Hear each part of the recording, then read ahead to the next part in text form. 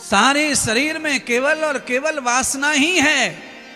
ऐसे लोगों को सब चीज का ध्यान रखना चाहिए, कपड़े का, लत्ते का, वस्त्र का, अंग का। और जिनमें उपासना भरी हुई है उनके लिए कोई विशेष नहीं है ये सब चीज। महाराज सदगुरु भगवान कहने लगे, राजन अनसुईया थोड़ी देर अचंभे में पड़ गई। महात्मा ने ऐसा क्या मांग लिया, क्यों मांग लिया, ऐसा क्यों किया। नेत्र बंद हो गए बिचारी की, सोचने लगी कपड़े उतार दिए तो पति धर्म चला जाएगा, और महात्मा चले गए, संतुष्ट नहीं हुए तो फिर मेरा धर्म चला जाएगा, और मेरा धर्म तो पहले है, पति धर्म तो बाद में ही आया है, क्या करूं। सोच ही रही थी, परमात्मा बुद्धि में बैठ गया अनुसुईया के, और बुद्धि में बैठ के निर्णय कर दिया कि हे अनुसुईया तेरा धर्म बचना चाहिए। अनुसुईया ने निश्चय कर लिया कि अब तो ब्राह्मणों को मैं भोजन कराऊंगी, चाहे मुझे वस्त्र ही क्यों ना उतारना पड़े। इतनी देर में कल्पना हुई, लीजिए महाराज भोजन करिए, आपकी इच्छा पूरी करना चाहती हूं। कमंडल में जल लेकर के महात्मा छिड़का, पवित्रा पवित्रो वा, लीला कर दी ठाकुर जी ने। तीनों देवताओं ने आहा निर्लेप नारायण हो गए, वासना से मुक्त हो गए भगवान। कैसे हो गए, 2 दांत उगा लिए दूध के और बालक बन गए। कौन सा बालक ऐसा है जो अपनी मां के आंचल के साथ में खेलता ना होगा। महाराज सारे बालक खेलते, दूध पीती पीती आंचल के साथ खेलते रहते हैं। क्यों खेलते हैं, क्योंकि वासना मुक्त है, निर्मल जीवन है, आत्मा पवित्र है। दूध का भोजन का सामग्री है, दूध का पात्र है, बच्चे को इतना ही पता है और वो नहीं जानता आंचल के बारे में, इसलिए उसका भाव पवित्र ही बना रहता है। आदमी जितना ज्ञानी होता चला जाता है, भाव उतना ही अपवित्र होता चला जाता है। सदगुरु भगवान श्री सुखदेव कहते हैं, राजन अनुसुईया ने नेत्र खोले तो देखा तीनों देवता ब्राह्मण गायब हो गए, वहां है ही नहीं। अब तो रोने लगी, मेरा धर्म नष्ट हो गया, आज मेरा दिन कैसे कटेगा। मेरे द्वार से स्वयं मांगकर भिक्षा मांगने वाले महात्मा चले गए, मैं दे नहीं पाई, मैं क्या करूं प्रभु, रक्षा करो मेरी। इतनी देर में नजर पड़ा नीचे, बच्चे 3 बच्चे अनुसुईया के चरणों में पड़े हैं, खेल रहे हैं। अनुसुईया ने कहा ये बच्चे कहां से आ गए इतनी जल्दी, और वो ब्राह्मण कहां चले गए, समझ में नहीं आ रहा खेल। अंत तो गत्वा अनुसुईया ने चारों ओर आवाज लगाई, अरे भाई ये किसके बच्चे हैं, ले जाओ, किसके बच्चे हैं ले जाओ।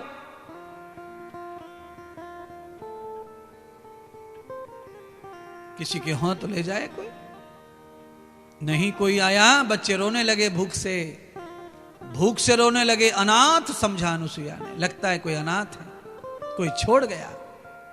अनुसुईया ने सीधा समझ लिया कि परमात्मा ने मेरी प्रार्थना सुन ली, मैं ब्राह्मणों की सेवा नहीं कर पाई, इसलिए परमात्मा ने मेरे यहां अनाथ बालक भेज दिए, इनका कोई नहीं है। और भागवत कहती है अनाथ की सेवा कर ली जिसने, उसने जगन्नाथ की सेवा कर ली, ये ध्यान रखो। अनुसुईया माता तीनों बालकों को उठाकर ले गई अंदर कुटिया में। कुटिया के दरवाजे बंद कर लिए, और दरवाजे बंद करते से ही ऐसा चमत्कार हुआ कि बस समझ लो अनुसुईया के आंचल गीले होने लग गए। तीनों बालक अंदर गए कुटिया में, दरवाजे बंद किए, और आंचल से दूध टपकने लग गया, दूध बहने लग गया। अनुसुईया हैरान हो गई, ये कैसे हो सकता है, मैं तो अखंड हूं, मैंने पति स्पर्श तक नहीं किया, गर्भ की तो बात ही छोड़ो, ये क्या हो रहा है। अनुसुईया समझ गई ये प्रभु की कोई लीला हो रही है। अनुसुईया ने सोच लिया कि जब भगवान ने लीला कर ही दी है, मुझे ब्रह्मचारिणी में दूध पैदा कर दिया है, तो मैं क्यों न उन ब्राह्मणों का भाव इन बच्चों में देखूं और उनकी इच्छा पूरी करूं। अनुसुईया ने वस्त्र निकाल दिए और बच्चों को गोद में लेकर के आंचल पिलाने लगी। तीनों बच्चों का पेट भर गया, आंचल धारण कर लिया, पल्लू ले लिया, इच्छा पूरी कर दी, उन ब्राह्मणों की भी भाव पूजा कर दिया उसी में।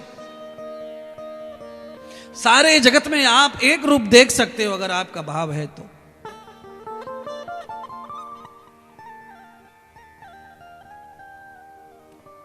पालना डाल दिया महाराज, पालने में तीनों बच्चे ढूलने हैं। अनुया माता ने दरवाजा खोल दिया और पालने को झुलाने लग गए। आज अनुसुईया माता का यज्ञ सेवा सब रुक गया है, बच्चों की सेवा में लग गई। इसीलिए साल में कोई कोई त्योहार पर्व ऐसे आते हैं जो भगवान के विशेष होते हैं। इस कथा से आपको समझना चाहिए, कभी कभी किसी दिन भगवान के विशेष पर्व आते हैं, उन दिनों में संसार के काम को पूरी तरह त्याग देना चाहिए, खाने पीने से भी नजर हटा लेनी चाहिए। उसको उपवास कहते हैं। उस दिन परमात्मा के लिए ही दिन होना चाहिए। पूजा पाठ, आरती, कीर्तन, भजन, ध्यान। रामनवमी हुई, गणेश उत्सव हुआ, देवी नवरात्रि हुई, जन्माष्टमी हुई, ऐसे पर्वों पे तो दिन भर अनुसुईया की तरह सब बंद कर दो और प्रभु की सेवा करो। इतना भी टाइम अपना बेस्ट मत करो कि तुम्हें खाना पीना पड़े, इसलिए व्रत पकड़ लो, उपवास पकड़ लो, ठाकुर जी के पास ही बैठ जाओ, गाओ, नाचो, कूदो, कैसे भी मनाओ, प्रसन्न करो, हर एंगल से भगवान की सेवा करो दिन भर। है कभी कभी अपने गुड्डू की तरह भगवान को भी घुटने पे हिलाया करो थोड़ा। सो जाओ कन्हैया, सो जाओ कन्हैया। ना, भगवान को सुला दिया, पर्दा खिंच गया, सोना है तो सो जा, जगना है तो जग जा। और अपने गुड्डू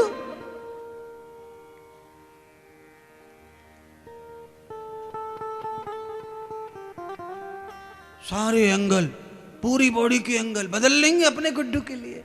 और ये गुड्डू क्या करने वाला नहीं पता, सबको पता है क्या कर रहे हैं गुड्डू, क्या कर रहे हैं गुड्डू, सबको ही पता है, बताने की ज्यादा जरूरत नहीं है। यही सबके करने वाले हैं। अब कोई अवतारी पुरुष तुम्हारे लिए जल्दी नहीं आने वाला है।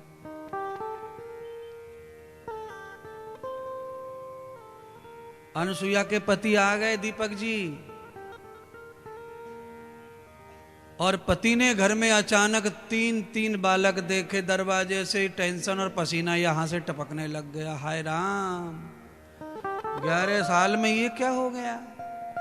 इसको कहते हैं संशय का भूत आ गया। संशय अकारण ही संशय आ गया, क्योंकि प्रैक्टिकल में कुछ अलग ही गड़बड़ दिख रहा है। तो क्या करें आदमी, कभी कभी बड़ा मुश्किल पड़ जाता है सही निर्णय करना।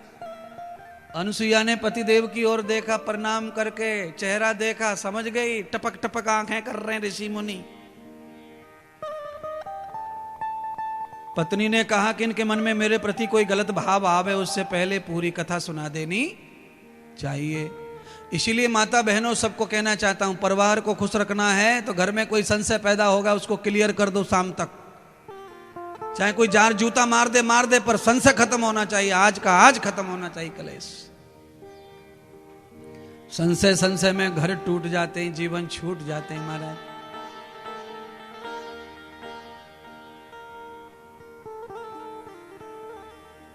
अनुसुईया ने सब कथा सुना दी। अत्रि मुनि ने माफी मांगी।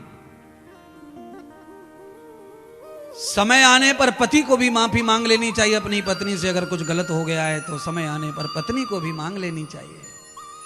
माफी वरदान है संसार चलाने के लिए, संगठन के लिए, जीवन के लिए। माफी मांगने वाला छोटा नहीं होता और देने वाला भी छोटा नहीं होता, दोनों ही बड़े होते महाराज। जिसने माफी मांगी वो भी बड़ा है, जिसने दे दी वो भी, दोनों ही महान है। माफी मांगना बुजदिली में मत गिनना उसे, उसके लिए भी हिम्मत चाहिए, ताकत चाहिए, बल चाहिए।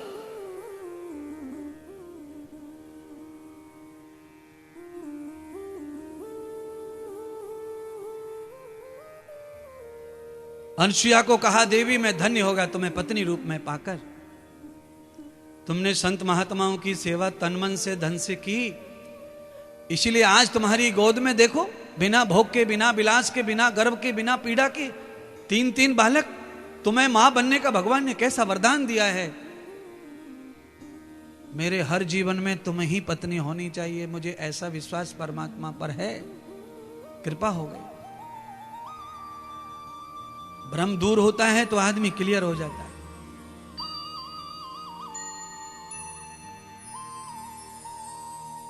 अत्रि मुनि ने कहा, देवी मेरा तो काम बन गया, मैं तुम्हारी याद में आ गया छोड़ के तपस्या को, मैं तो चला तपस्या को, अब इनके साथ खुश रहो। अत्रि मुनि फिर चले गए महाराज। बालक हो गए 3 दिन के, और 3 दिन में जिन नारियों को पति से खूब प्यार होता है वो 3 दिन से ज्यादा पति से बिना बात किए रह नहीं सकती महाराज। कई पत्नियों में लड़ाई हो जाती पति पत्नी में, पर अंदर से जो पत्नी अच्छी है वो 3 दिन से ज्यादा मुंह नहीं फुलाती। 3 दिन में राजीनामा हो जाता, और होना चाहिए, परमात्मा करे सबके घर में। पर जो अंदर से भी खराब है फिर उनका तो महीना 2 महीना 4 महीना 10 महीना साल 2 साल भी खेल खत्म ही समझो। फिर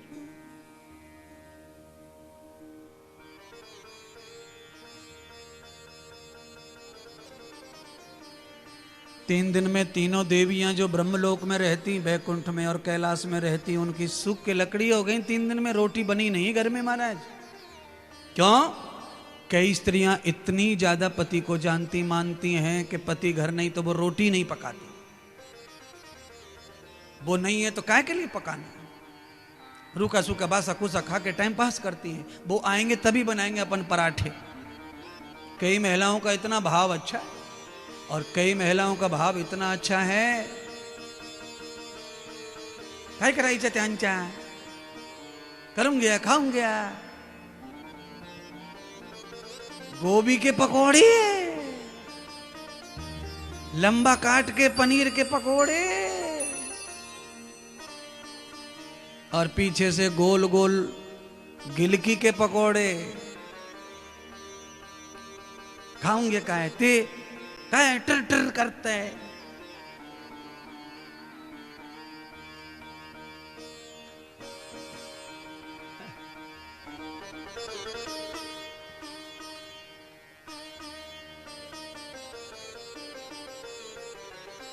सही कह रहा का नहीं गुरुजी? गुरुजी आप सही कह रहे हैं, पर सबके घर में ऐसा नहीं है। जिनके अच्छे हैं वो उनका इंतजार करती हैं, और जिनके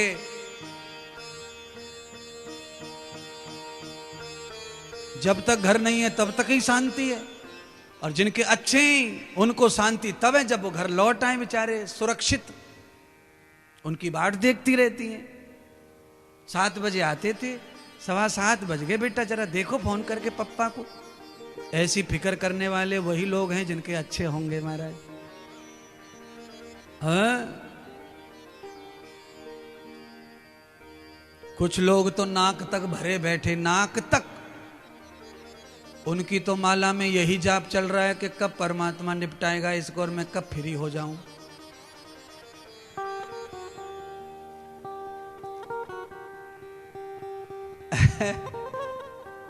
ऐसा नहीं है, पुरुष भी ऐसा सोच सकते हैं, स्त्री भी सोच सकते हैं। ये तो क्योंकि जिस आदमी से निरंतर क्लेश है उस आदमी को जिंदा कौन चाहेगा। मैं भी किसी के बारे में ऐसा सोच सकता हूं कि निपटना चाहिए भाई, ये क्लेश करता है रात दिन वही वही वही वही, और बीमारी तो खत्म हो जाए वही अच्छी रहती है। एक तरह का ये क्लेश और दुर्व्यवहार भी बीमारी है, यह भी व्यक्ति के शरीर को खा जाता है। घर में क्लेश हो जाए तो आदमी जिंदा नहीं रहता, मरा हुआ ही रहता है, जी रहा है बस, सांस ले रहा है। नारद जी के पास में तीनों देवियां पहुंच गई, बत्रा जी, लक्ष्मी, सरस्वती, पार्वती नारद के पास। नारद, वैसे तो हमने तुमसे छुपाया, पर तुम्हारी वजह से हमारे घर में बहुत प्रलय आ गई है। क्या प्रलय हो गया? मां, ऐसा प्रलय हो गया है कि हम तेरे चक्कर में उस अनसुईया नाम की लेडीज से हम दुश्मनी कर बैठे, मन ही मन, न लेना न देना, न उसने हमको देखा न हमने उनको देखा, और वैसे ही ईर्षा। अच्छा देखो, आप में से भी कई लोग ऐसे हैं जो कभी किसी से मिले ही नहीं है, और यहां बैठे बैठे बहन मां की गाली देते रहते हैं उसको। है आज साला वो ऐसा है, या कि माँ का या कि बहन का, वो साला ऐसा है। अब देखा नहीं, कभी मिले नहीं, उस आदमी का स्वभाव पता नहीं, बस दूसरों से सुना कि अपन भी गाली ठोक रहे। 4-6 लोग तो भारत में ऐसे जिन्हें न जाने कितनी गालियां पड़ रही हैं, दूर से बिना मतलबी गालियां पड़ रही हैं, उन्होंने किसी का कुछ नहीं बिगाड़ा है। बोलो,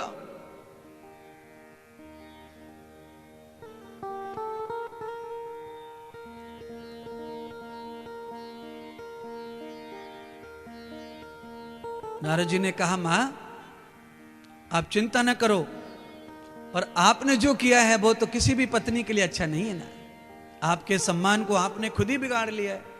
अपने पति को इतना मजबूर, इतना वाध्य नहीं करना चाहिए अपने शौक के लिए। आपका सम्मान, आपका शौक बचना चाहिए, इसलिए आपने अपने पति को इतना गिरा दिया कि दूसरे की स्त्री के पास भेज दिया कि जाओ उनका चरित्र हनन करो। कैसी हैं आप? अपना पति दूसरी स्त्री से थोड़ा बोले तो स्त्री तो मारने काटने को दौड़ती है, अपने पति को कौन शेयर करेगा किसी को? और आपने स्वयं लड़ लड़ के भेजा, जाओ जाओ उसके चरित्र बिगाड़ो, तो आपको कष्ट तो भोगना पड़ेगा। अब तो रोने लगी, हे नारद भूल हो गई, गलती हो गई, समझ नहीं पाए, स्वार्थ में अंधी हो गई। नारद जी ने कहा, गलती हो जाती है इंसान से, कोई बात नहीं, चलो। तीनों देवियों को लेकर नारद जी धरती पे आ गए, अनुसुईया जी की कुटिया के सामने आकर खड़े हो गए। अनुसुईया ने पहचान लिया, प्रणाम हो गया। हे नारद जी, आप वायदा करके वचन देकर गए थे कि अगली बार जब भी आओगे मेरे घर भोजन करोगे। आज आपको मेरे घर भोजन करना ही पड़ेगा। नारद जी ने कहा, वचन को पूरा करने ही आए हम, आए और हमारा पूरा परिवार आयो है। कुटिया के पीछे खड़ी हमारी मम्मियां हैं, 3 मम्मी नारद को, एक और होती तो 3 हो जाती हमारे जय को भी।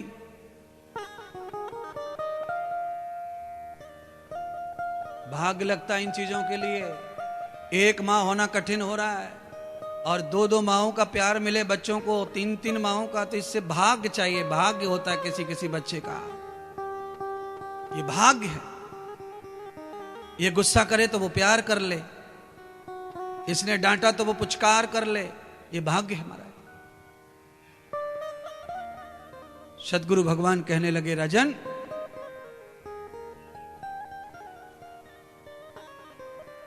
अनुसुईया के डर के मारे तीनों लक्ष्मी घबराने लगी।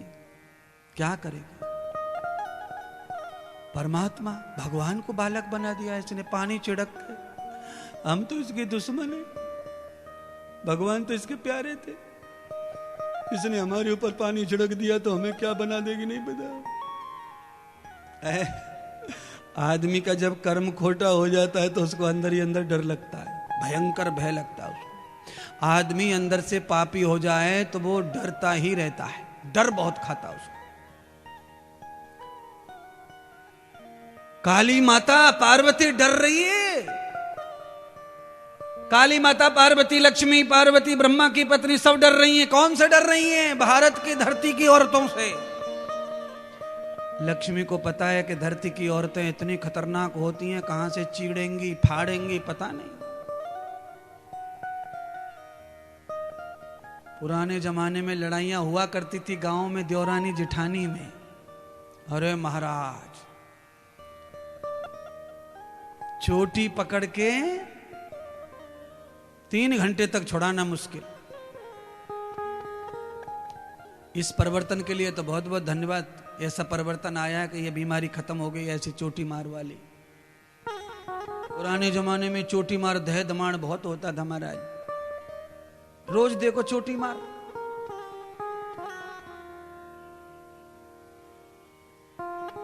रास्ते के ऊपर, झाड़ू के ऊपर, बस चोटी मार, धाम धूम।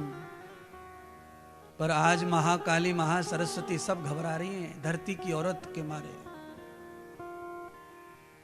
जिसका तप जप पुण्य अधिक है उससे सब डरते महाराज।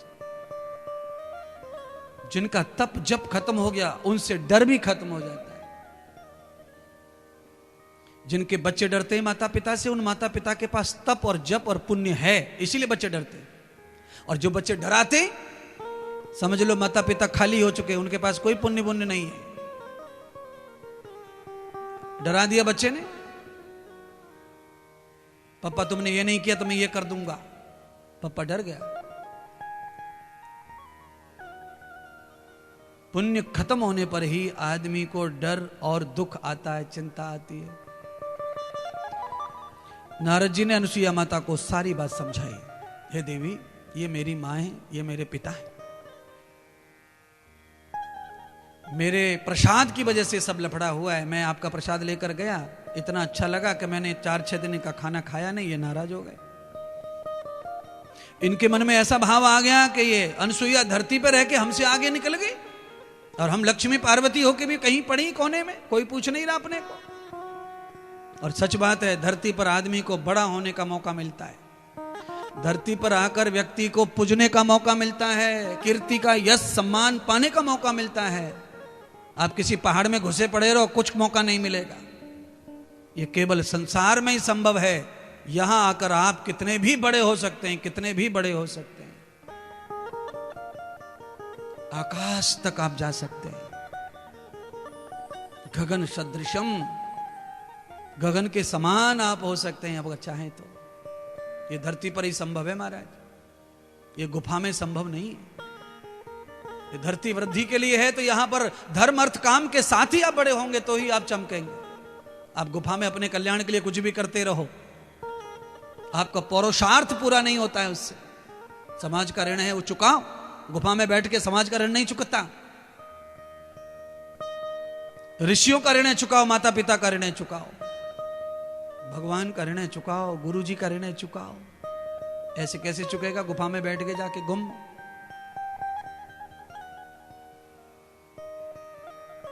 अनुसुईया माता ने कहा, नारद जी आप अपनी माताओं को बिठाइए प्रसाद के लिए। मेरा तो बड़ा सौभाग्य है कि आज मेरे घर यज्ञ के प्रसाद, यज्ञ के फलस्वरूप आज मेरे घर कोई महान शरीर के पैर पड़े, मेरे घर भगवान पधारे। और आप समझ लो, किसी भी व्यक्ति के घर में किसी अच्छे महात्मा संत का पैर निवास हो जाए, उसे यही समझना चाहिए मेरा कौन सा यज्ञ सफल हो गया जिससे ये सेवा मुझे प्राप्त हो गई है।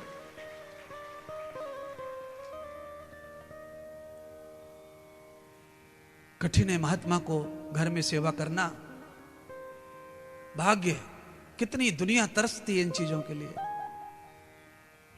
मौका नहीं मिलता महाराज। सद्भाग्य, भगवान साक्षात तुम्हारे घर में विराजमान है, संत अगर है तो उसी भाव से जुड़े रहो सेवा में। मौका आने पर छोड़ो मत, फिर मिले न मिले समय का पता नहीं, भाग्य का पता नहीं। अनुसुईया धन्य धन्य मानती है खुद को। दूसरी कोई औरत होती, ऐसी औरत को कितना पत्थर मारती, ईंट से खोपड़ा फोड़ देती। तुमने ऐसा किया हमारे साथ, हम तुम्हारे साथ अच्छा क्यों करें? पानी भी नहीं पिलाती कोई। पर अनुसुईया कैसी है? नाम ही अनुसुईया है। न सुईया अनत कृता, जिसके जीवन में रात के सपने में भी किसी के प्रति सुईया नहीं है, ईर्षा। तो लक्ष्मी के प्रति क्यों, भगवान के प्रति क्यों ईर्षा आएगी, गुस्सा आएगा? भगवान 1000 बार परीक्षा ले, 1000 बार काम बिगाड़े हमारे भगवान, तो भी गुस्सा कभी नहीं करना चाहिए। कई लोग ऐसे मूर्ख होते हैं कि भगवान से कुछ मांगा नहीं मिला तो गुस्सा।